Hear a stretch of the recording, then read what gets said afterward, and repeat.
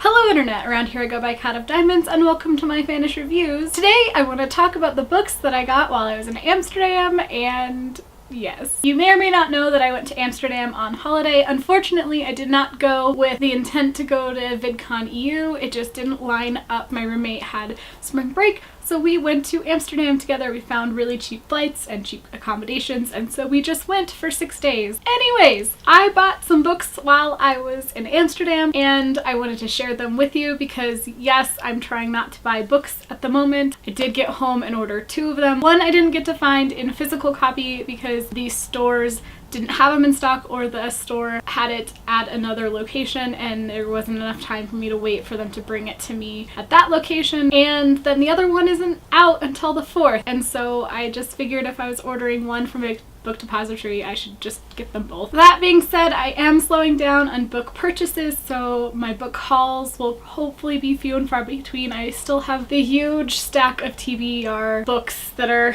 just taking up that corner of my room. Okay, that's enough rambling. To the books. My number one mission for Amsterdam was to find a book in Dutch. I stumbled upon this bookstore while we were walking around the streets. Could I pronounce it to you? No, it's why I kept the bag. Rustling of papers is my drum roll. I found Harry Potter and the Philosopher's Stone. So now I have my first copy of Harry Potter in another language. I still feel silly for not getting one in French when I was in Paris 2 years ago. It's so weird to see Harry and Ron have the same names. So a lot of the other names have been changed. So this is definitely just a pretty paperback copy. I love this print and it will go somewhere on my Harry Potter shelf. So the next 2 books I purchased I got at the ABC, the American Book Center. It is a very cool place. The outside looks a little bit, but I promise you inside it's so cool. So I had a list of books in my brain of what I really needed to get while I was in Amsterdam, and of course every title on my list either wasn't in stock or ABC had taken with them to Rotterdam, which had the Dutch Comic-Con going on that weekend. So I got Why I March, images from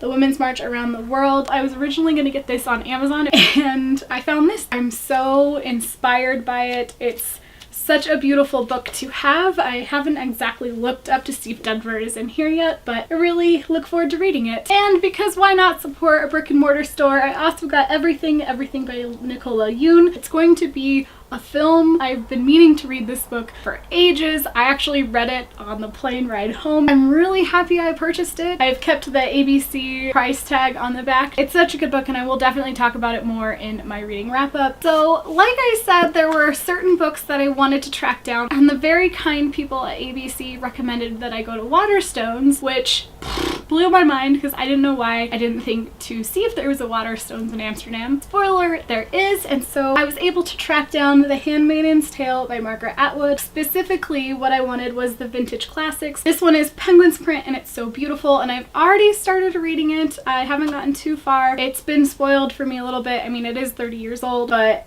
I am looking forward to it, and I'm really looking forward to the Hulu series that's coming out, so I wanted to read this before the series, so I have like 2-3 weeks. This one has my Waterstones bookmark in it. The Hate You Give by Angie Thomas is also one of the titles that I knew I wanted to track down while I was overseas because it is available here in hardback. Why, when I saw the spine, I loved the bright pink thug spine on this print, and The Hate You Give spells thug. If you haven't heard about this book, I implore you to click the link I will leave in the doobly-doo to give you a better description than what I could pull up in my head, right? It is so highly recommended. I do believe that Rosianna said that this is the book she wanted to have for the VidCon book club this summer. So again, it was another one that I knew I wanted to track down and will be higher up on my to-reads list. I will probably read this closer to VidCon, but a paperback is going to be easier for me to take to California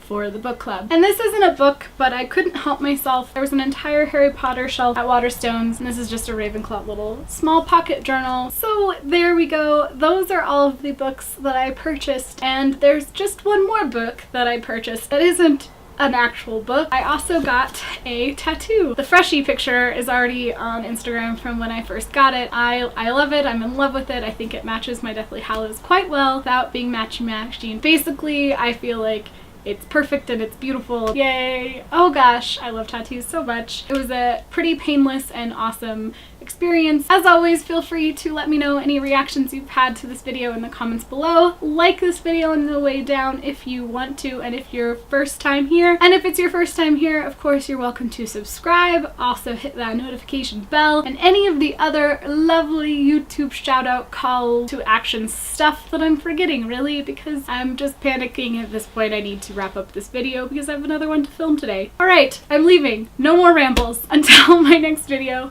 happy reading.